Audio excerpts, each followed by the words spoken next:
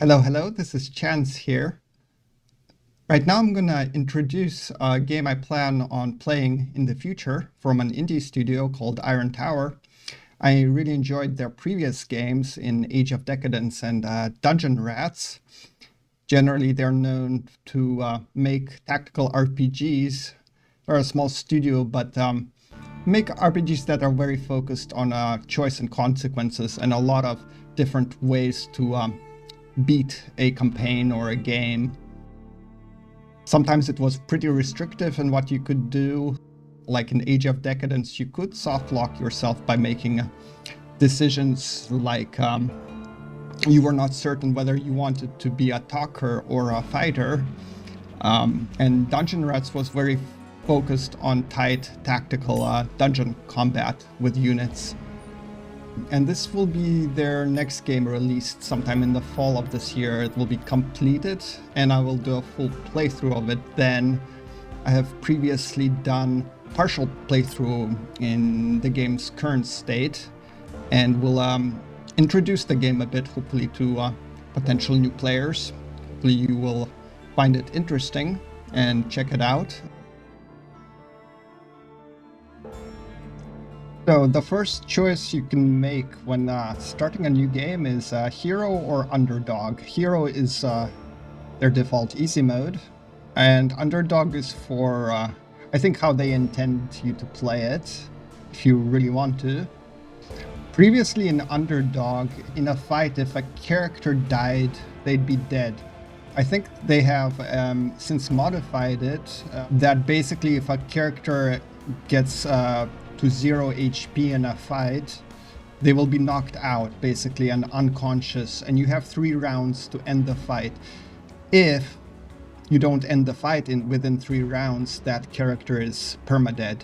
You're basically on a timer at that point, and there's also no revives or no ways to make an unconscious character conscious during a fight, so you just have to end the fight in 3 turns somehow as underdog. So let's go for it. I can create a new character because I can go over some things in creation for anyone interested on current builds, ideas, and so on for this game. So yeah, we can choose this, give a name. Let's call this thing John Doe. Some portraits. So there's customization options there. The first thing you look at when you're creating a character is whether you want to get one of these things up to 10. Because that'll unlock a feat, an ability you can only take on character creation. And there's several of them that are considered good, and some they're all viable on different builds. There's some that are more popular than others. Naturally, Strength 10 is very popular because this is considered a very good skill for people who do melee in-your-face combat. The Juggernaut. It has natural DR. It basically makes you very good, like if you want to use a blunt or bladed weapon as your primary weapon. Just go in the face of people. Also, a knockdown becomes stagger is very important at some point. So that's a very popular one. The other very popular one, which I'll probably do in my playthroughs, is 10 for Mastermind. This is a popular choice for people who eventually build solo builds for this game, because it starts out slow, because it looks like you're not getting much at the beginning, but as you gain XP and levels, your character curve becomes stronger and stronger because you gain additional abilities every 3 levels. In a solo playthrough, this is very important for anyone who wants to get a lot of abilities and a lot of proficiencies to do a lot of things, including combat, speech, lockpicking, computers, everything, like the whole package. The game also has good feat options for both solo and party play, and in general it's pretty, like, there's a big emphasis on fine-tuning combat for it to be challenging. The other thing int gives you, as you can see in these stats, is it's important for tagging skills. Tagging skills here, as you see, that changes to 4, is important because, like, if you tag a skill, say critical strike, which is a very popular one, or one of your weapons that you want to use, or even streetwise, it means you get double XP for every check you pass, or for every situation. Like, the XP in that skill is doubled, and of course this can quickly snowball. And actually, in that way, Mastermind is not only flexible in terms of being a skill monkey if you want to, but they are, if you just like tag a lot of combat skills at the beginning, like armor, evasion, and stuff, they will eventually become a very, very potent combat unit.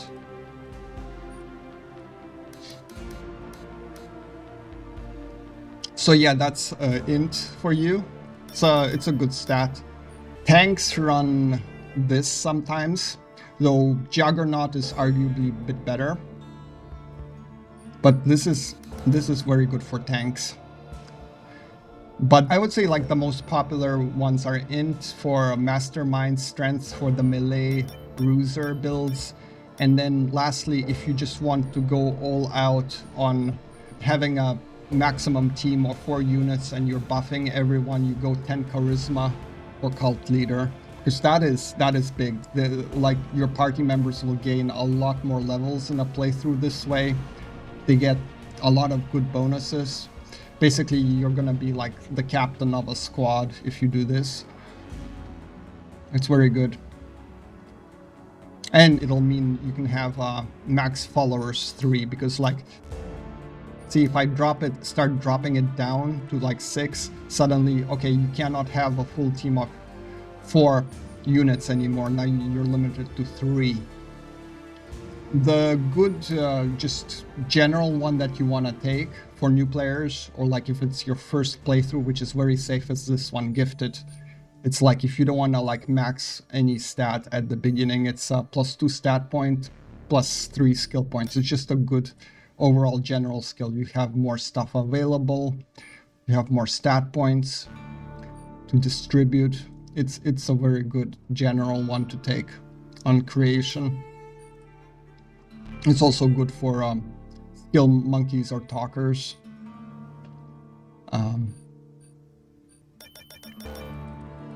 So let's do this one and lock it in. And the rest I do like, even let's say on an int dude, I want some charisma for followers. Keep in mind, there are like implants in the game that you can boost these skills by, and you'd have to do a calculation, because like some implants boosted by +1 and eventually a stat point by +2, so you can do that.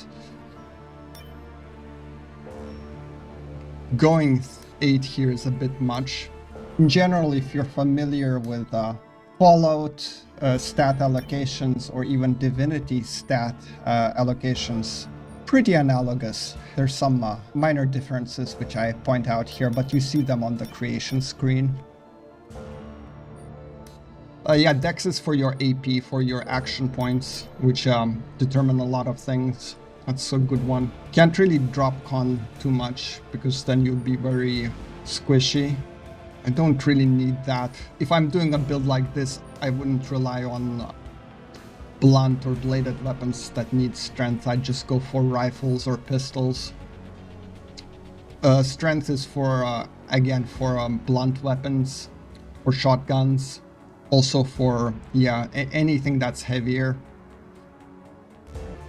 Dex you want because of action points. Con you want to not be too squishy. This you want for accuracy. But you can also fix accuracy by feat selection. So it is very good to have, especially for certain skills here.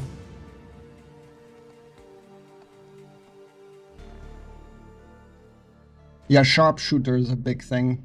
Like ranged weapon aim +6 ignores 15 points of cover, because enemies will get into cover, and that needs like perception 8. And the other one that is very popular to do is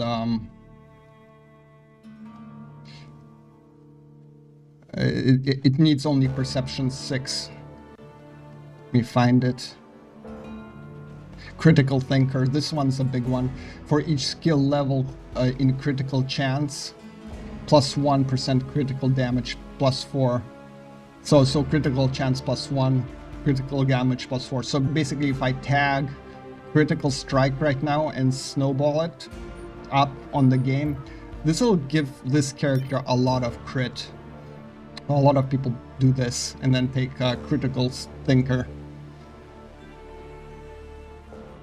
For speech, I would choose between one persuasion or streetwise. The reason is that a lot of these are linked in conversation, but you can generally get away with, you'll have an option to use streetwise first, and that'll give you points in both streetwise persuasion and in person. More points in streetwise if you tagged it, of course, but it lets you to get by. Like, yes, some people tag both to be absolutely safe, but I would only do that if you're planning on a character that always wants to talk their way out of situations.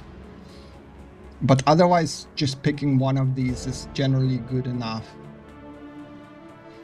And then in terms of overall party, you definitely will want someone for lockpick.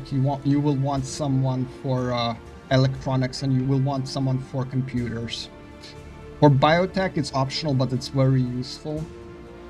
And there is also the sneak factor. Like, this game can be probably played either as like a combat game. You can try to talk your way out of it, or you can do stealth. Stealth is a bit, well, it was up till this point a bit less developed than the other two paths, but I think it'll improve, and it's definitely, you can play this kind of as a thief assassin game as well.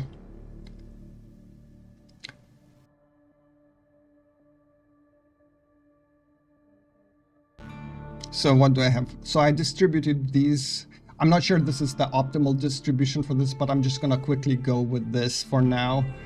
I'm pretty sure that, yeah, perception should be a bit higher, but it can be patched up with an implant. And like, some people get away with less dex, but I do like the action points. It's up for you to like try and experiment here, and generally it's like these two stats. Like if you drop this one too low on even like a ranged gunslinger sniper, you'll run into situations that are unpleasant. And then some people just swap these. Some want more accuracy, some want more action points from the get-go. It's like, if I can, I would start at 6 here. But I don't think I want to sack Constitution, because Constitution also gives you implants. Implants allow you to, as I said, enhance these stats basically. And the more implants, like Constitution determines how many implants you can get. Yeah, so critical strike is always good. I don't know if I need 3 at the beginning. I generally like to tag here one of these. Let's try tagging streetwise. Definitely critical strike. On a mastermind build, I generally do like going for evasion and stacking both like evasion, dodge, because like armor will determine like there's no reason not to do this. This is very good. You're kind of deficient here though, so like get party members who can do this for you as well. Like if you have points in armor, you can start wearing better armor without being weighed down, so that you have action points to spend during a round, and that is very important, because then you'll live longer.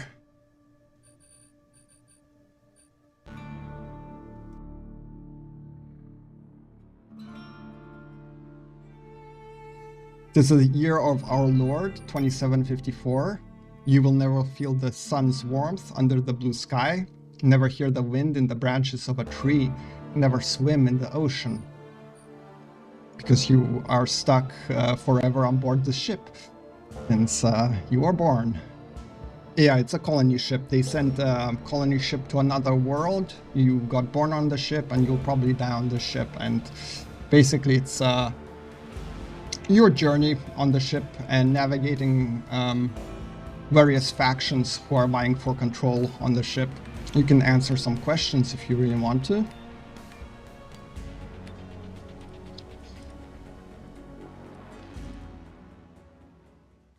And then this is the starting area. This is kind of where you start as the pit. Ever since you were a kid, this has been your home. A sprawling heap of vacant cargo containers slowly getting filled up. Those who could not afford to stay in the habitat or needed to get away from its bosses and factions. Out here, folks have lived free and died fast, with those who survive earning their keep by either diving into the wreckage of mission control and bringing back valuable relics of the past, or fighting out a way to make money off the fools who do the diving. Yeah.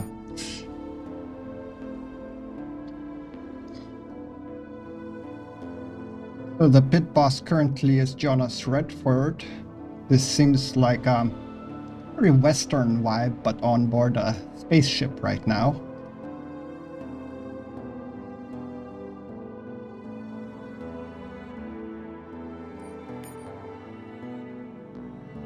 But as the pit has grown, Jonas' seat at the top is going to shake here. Okay, so there's there's the new players vying for control. Yeah. And I guess this is you, and this is how you start. Yeah.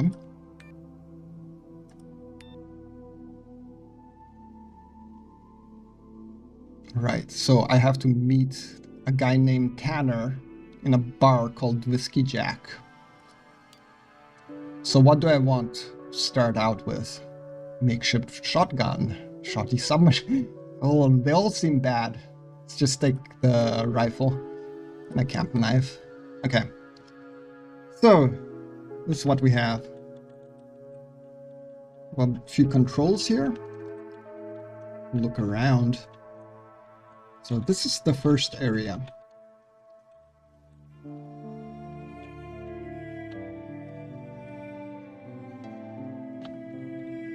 Ooh, we can zoom in quite a bit.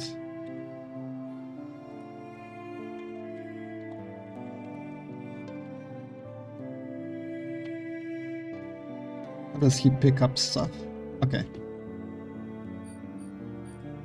So we have stuff.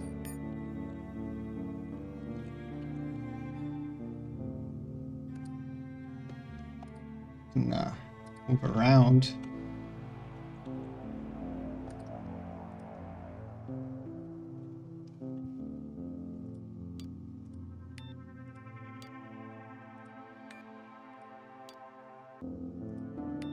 Right, we learned a bit about lockpicking. Can try to pick this, but I don't know if I can. Oh, I did. Okay. Some more stuff.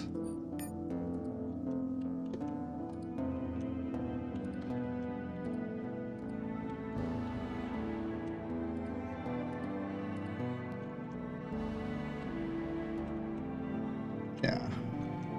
I'm running to this place.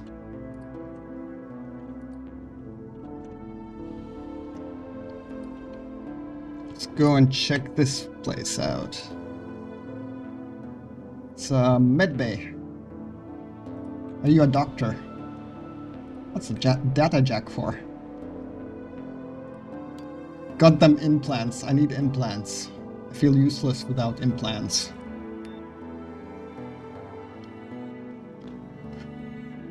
Yeah, work is good.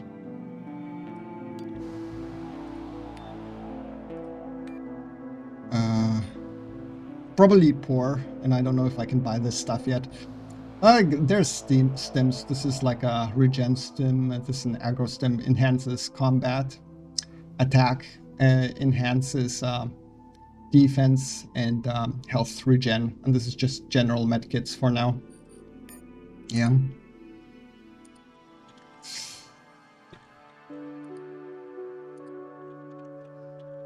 Let's see. Where is this guy? There's Whiskey Jack. Okay. We need to go talk to this guy for our first quest.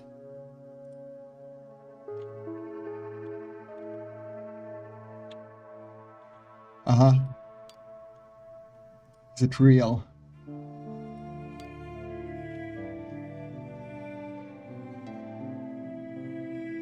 Never heard of him. So basically your first job is to get some salvage that seems valuable.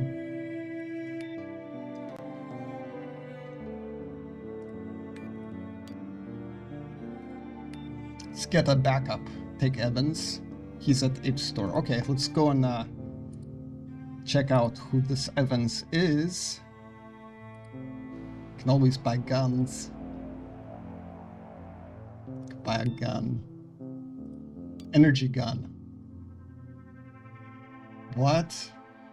No energy cells. Okay, show me your pistols. So like, okay, so what do we want to grab? So as a like for rifling, I guess this one's good. Like you can get a better starting weapon here directly at this shop, depending on what you're going for. I'm going for rifles. There's also a better pistol, better sub. Yeah, there's some options here.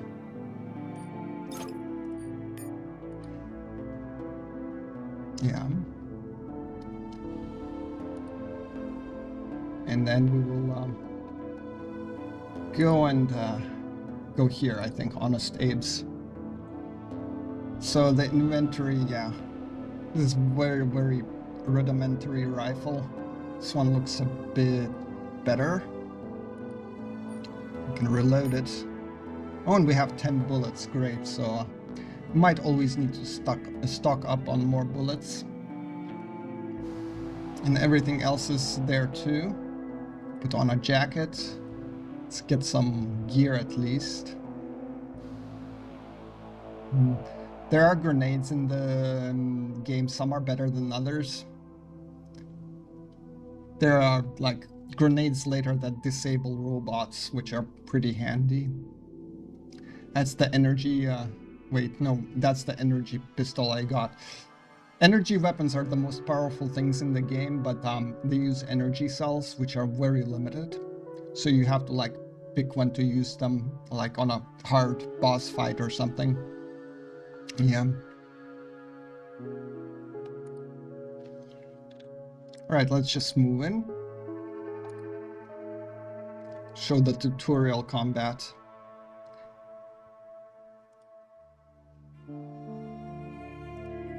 Alright, so this is your first recruitable character who's a sidekick. And yeah, wait and see what transpires. Okay, so we have initiative, and you can also start talking maybe. You can still kill them. Doesn't have to go this way.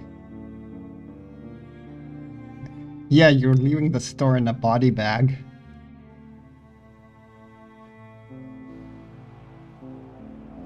Okay, he can try to be clever.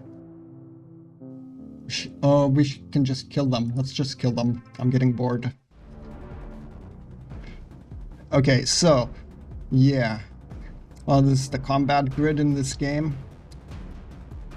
We have major accuracy issues, as you see, so maybe taking more perception is a good idea. Yeah.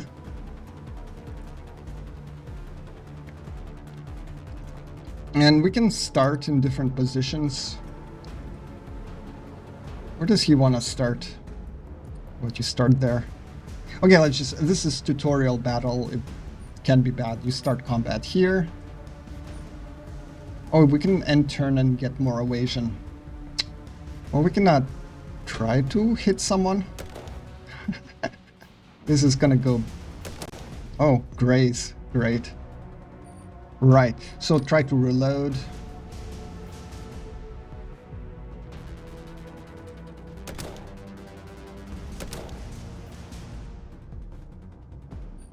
Really bad tactics here. Thankfully, it's like only the first combat. Maybe we should have talked our way out of this situation. Okay, so we have attacks of opportunity.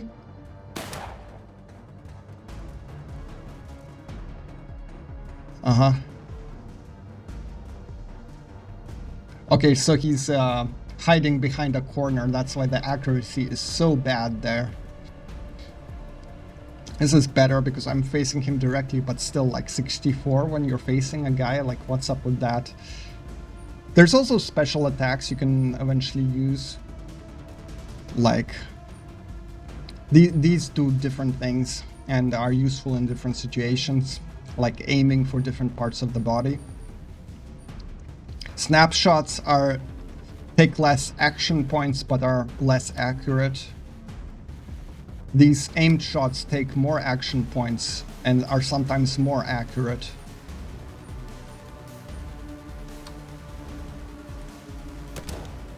All right. And we have a little bit of action points left.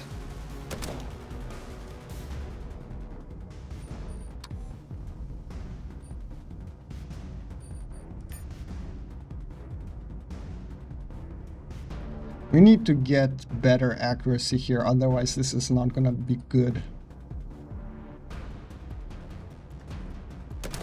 Alright, we got something. Oh yeah, he's almost dead, great.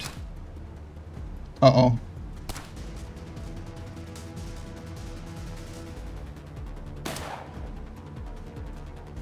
Evans, take it like a champ. Otherwise I'm not recruiting you. Oh man. Actually, he should really get out of there.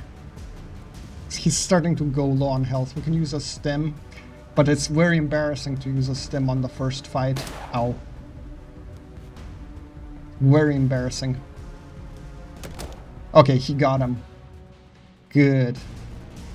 Let's reload.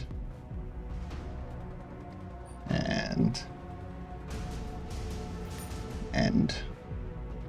Okay, at least my main won't get hit there probably, but I can't hit this guy. If I go here... let's just end turn, see what he does. Oh man.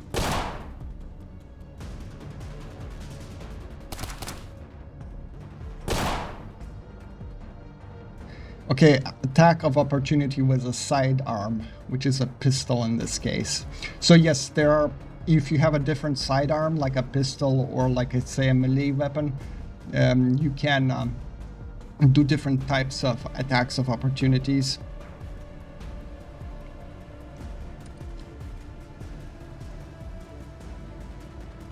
Okay, you need to get out of there actually. I've decided.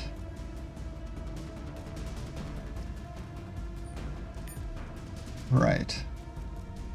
And then we need to do something here maybe. Alright, not enough action points as usual. Let's just wait.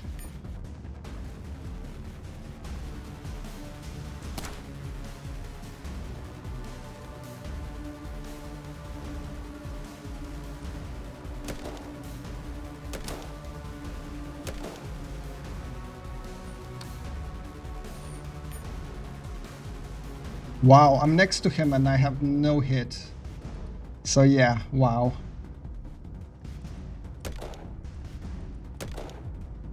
We're gonna run out of bullets because we are playing very bad.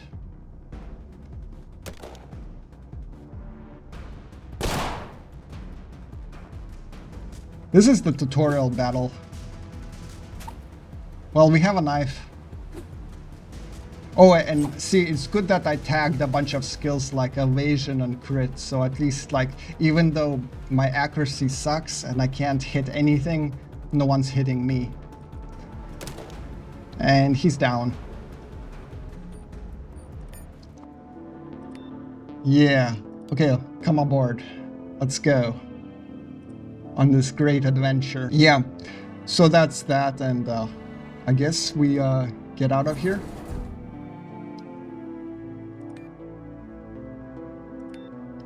Didn't want to get involved. Okay, this guy is leader of one of these factions here. So here you can decide whether you want to be comfy with him or not, or go with the other guy, I guess. Well, good luck with that. Why me? See, I tagged streetwise, so I can maybe get some gold out of them.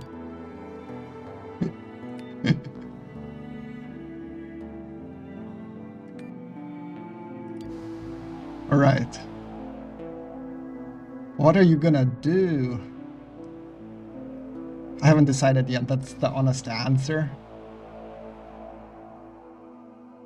Better the devil you know than the devil you don't. And that guy?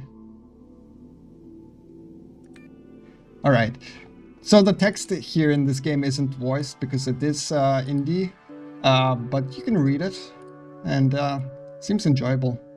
From what I played before, the combat is very well balanced for this hard difficulty. It's very enjoyable and challenging to play through the battles, and also eventually you can you don't always have to fight if you have invested in some talking skills like persuasion or streetwise.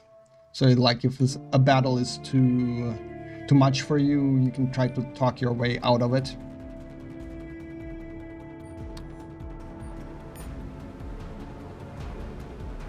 Here I'm probably very rusty. Ow. But we'll try to do something. It's a later part in the game. Oh yeah. We have a good build going on here with a second wind and other stuff. Let's see. Pretty good aim.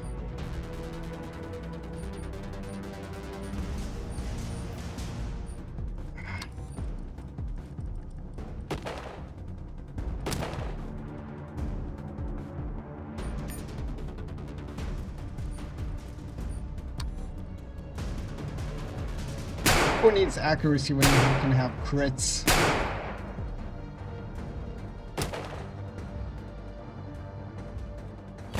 And energy shields. Alright, he needs to do something here. Like, reload. Why can't I do this? That'll be good. That'll maim him. Okay. Good.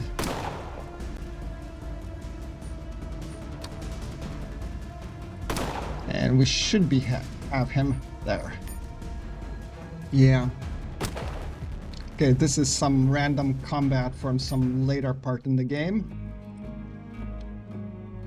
And we can look at like builds here. This is a bit later. This is from like my test playthroughs of this version. So yeah, this is also Mastermind character. And at this point we have 6 in rifling already and pretty good accuracy. We have really good critical strike, evasion, and armor. So yeah, this is a Mastermind tuned for combat. And we have that streetwise going and a little bit of other stuff. Yeah, so we went educated for more tag skills, to tag all the combat skills and be totally degenerate about it. We got all the education in the world just to become a better combat unit, basically. Then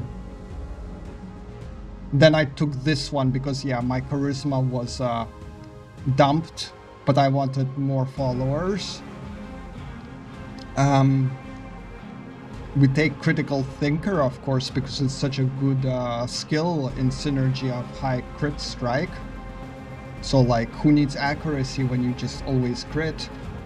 This comes with some part of the game. This is a good one on kill 6 action points, basically. Yeah, to keep the ball rolling. And this one comes with the game. We did fall in combat once, so we do take a permanent penalty. But we survived because the combat ended within 3 turns. Oh, and I can even get more stuff now, because we got a level. So yeah, in generally then energy weapons are pretty powerful, so eventually you do want to have a skill like this one to use them even better. This is very good for basically for burst, for situations when you want to use your most powerful weapons for burst. We have our resident skill monkey to open doors and hack computers, but she's very good. She can be also a very good combat unit, very flexible. Yeah, and we have kind of a tank character here, because he has this stuff.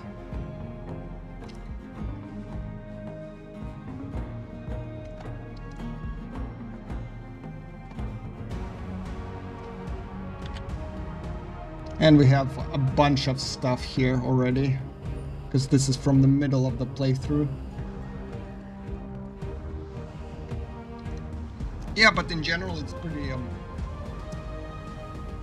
some battles like this one's actually pretty easy, but there are several fights in the game that I would say are pretty difficult to do if you don't talk your way out of them. But overall it's pretty fun. Yeah, so that was it for this one. Just a quick introduction to Colony Ship, a post-Earth role-playing game by Iron Tower Studios. It'll be finished in fall of this year, September, October. I'll be spending some time with this game. Hope you found this one at least informative as a basis for this game. And thank you for watching this one. Till next one.